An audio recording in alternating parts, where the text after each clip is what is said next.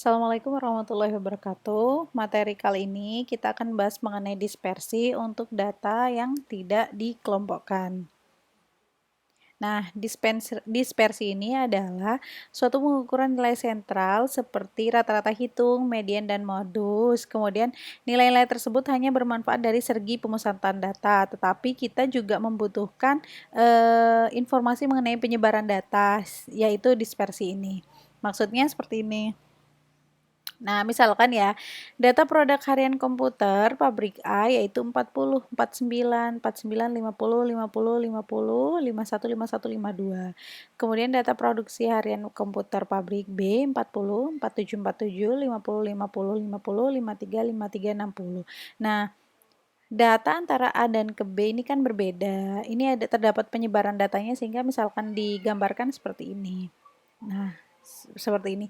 Nah, ternyata kalau misalnya secara terlihat di pabrik A dan pabrik B, penyebaran di pabrik B lebih lebar dibandingkan dengan pabrik A. Seperti itu. Jadi ada informasi mengenai penyebaran datanya.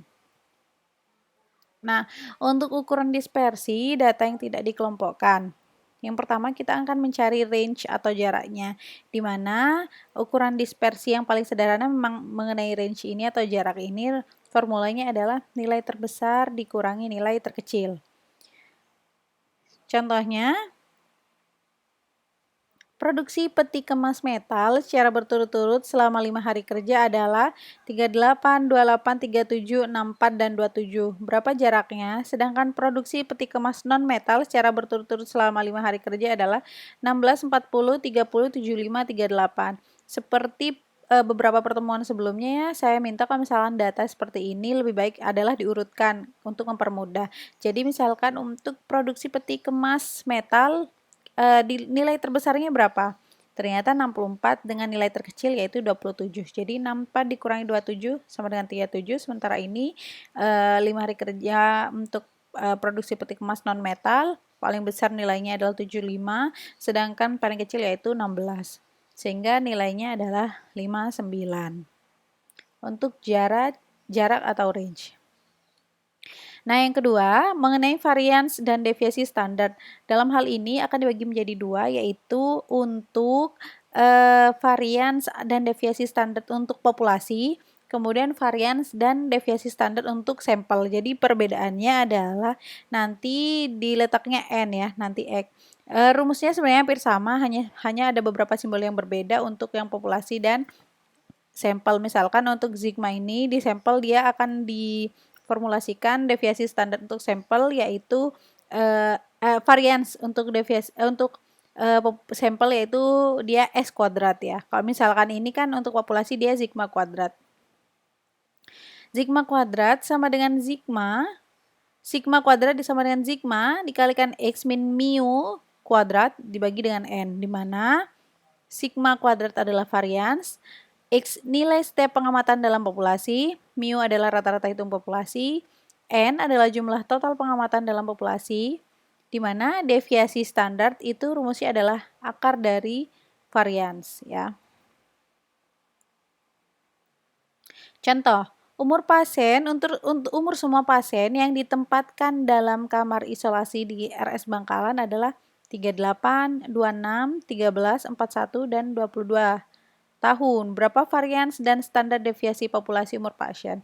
Kita lihat dalam formula ini kita membutuhkan adalah yang pertama kita butuhkan adalah mu-nya. Kemudian nanti x-nya berdasarkan contoh berdasarkan soal yang ada di contoh ya. Jadi ini adalah x-nya 38, 26, 13, 41, dan 22. Kemudian kita akan mencari yang pertama adalah mu-nya atau rata-ratanya. Di rumusnya adalah penjumlahan ya, ini dijumlahkan semuanya, kemudian dibagi dengan jumlah banyaknya data atau jumlahnya data. 38 tambah 26 tambah 13 tambah 41 tambah 22 dibagi 5, hasilnya ada 28. Diketahui di sini bahwa rata-rata dari umur semua pasien yang ada di isolasi RS Bangkalan, kamar isolasi RS Bangkalan adalah 28 tahun. Nah, ini X-nya ya. X-nya ada baiknya memang kita lebih baik mengurutkannya. Tapi kalau misalkan tidak diurutkan karena ini tidak mencari median atau modus, silahkan langsung saja. Jadi ini ya, umurnya dari 38, 26, 13, 41, 22. Kalau misalkan diurutkan berarti 13, 22, 26, kemudian 38, 41. Lebih enak diurutkan sih sebenarnya. Ya, langsung ya. Jadi, kita ketahui tadi ada mu-nya adalah 28. Karena X min mu, berarti X dikurangi mu. 38 dikurangi mu-nya tadi, 28, hasilnya 10. 26 dikurangi 28, nih ya, negatif 2, semuanya berarti dikurangi 28 ya. 13 dikurangi 28 berarti negatif 15. 41 dikurangi 28 berarti 13. 22 dikurangi 28 hasilnya negatif 6. Nah, setelah kita menemukan ini X min mu-nya, karena di formula dia butuhnya adalah X sigma dari X min mu yang dikuadratkan. Nah, untuk mempermudah, maka X min mu-nya kita kuadratkan terlebih dahulu. 10 kuadrat hasilnya 100. Negatif 2 kuadrat hasilnya 4. Negatif 15 kuadrat hasilnya 225. 13 kuadrat 169. Dan negatif 6 hasilnya yang di negatif 6 kuadrat hasilnya 36. Jadi berapapun yang dikuadratkan kuadrat 2 ya, itu hasilnya akan selalu positif. Kemudian dijumlahkan hasilnya 534. Setelah itu kita akan menentukan variansnya. Maka varians dia sama dengan yang ini, sigma X min mu kuadrat. Jadi ini adalah sigma X min mu yang dikuadratkan dibagi dengan N, yaitu 534 dibagi dengan jumlah data 1, 2, 3, 4, 5. Ya, hasilnya adalah 106,8. Ini variansnya. Sementara untuk mencari deviasi standar tadi rumusnya adalah akar dari varians.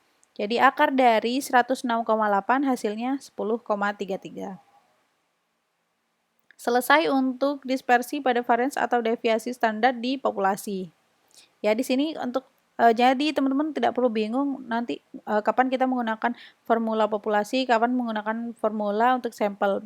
Di pertanyaan pasti akan dijelaskan dia berupa populasi atau sampel ya.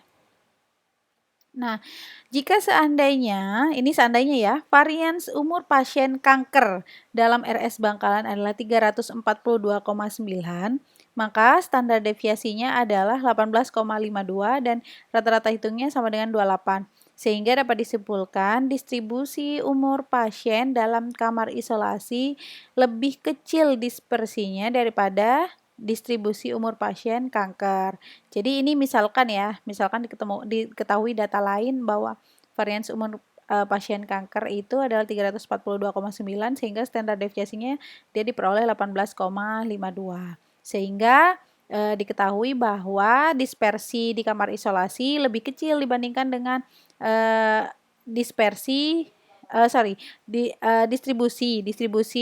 yang kamar kecil lebih kecil dibanding Jadi dispersi di kamar isolasi lebih kecil dibandingkan dengan distribusi pasien kanker. Karena tadi ya diketahui bahwa dia standar deviasinya 10,33 dan ini standar deviasi di varians umur pasien kanker adalah 18,5 dan umur pasien dalam kamar isolasi lebih mengelompok atau klaster di sekitar rata hitung 28 karena ini ya sama. Rata hitungnya 28. Ini yang tadi dimisalkan seandainya ketahuan data varians dan standar deviasi dari umur pasien kanker seperti itu. Lanjut untuk varian sampel. Nah, yang varian sampel ini rumusnya hampir sama, hanya saja beda kalau misalkan tadi menggunakan sigma, dia simbolnya menggunakan S ya. Kemudian yang ini tadi X min mu, tapi dia menggunakan X min X bar. Kemudian di kuadrat ini sama, tetapi N-nya N kecil ya, karena sampel dikurangi 1 kalau untuk misalkan sampel. Tapi kalau misalnya populasi lah, dia langsung dibagi dengan N. N-nya N besar. Nah, nih, diketahui contohnya, upah per jam sampel karyawan part-time McDonald adalah $2, $10, $6, $8, dan $9. Berapa varians dan standar deviasi sampelnya? Maka diketahui X bar yaitu rata-ratanya ya, sama rata-rata untuk sampelnya, 2 tambah 10 tambah 6 tambah 8 tambah 9 dibagi dengan 5 ya. 5 adalah jumlah data dari ini. Hasilnya adalah X barnya 7. Nah, diketahui tadi rumusnya adalah sigma dari X min X bar kuadrat dibagi dengan N min 1. Ini X-nya, kemudian X min X barnya ini. X dikurangi X barnya. X barnya adalah 7, berarti 2 dikurangi 7 hasilnya negatif 5. 10 kurangi 7 hasilnya 3. 6 kurangi 7 negatif 1. 8 kurangi 7 hasilnya 1. 9 kurangi 7 hasilnya 2. Kemudian dari X min X bar ini kita kuadratkan ya. Negatif 5 dikuadratkan hasilnya 25. 3 dikuadratkan hasilnya 9, negatif 1 dikuadratkan hasilnya 1, 1 dikuadratkan hasilnya juga 1, 2 dikuadratkan hasilnya 4. Kemudian ini dijumlah, hasilnya adalah 40. Jadi sudah ketahuan kalau misalnya, tadi ya, kalau misalnya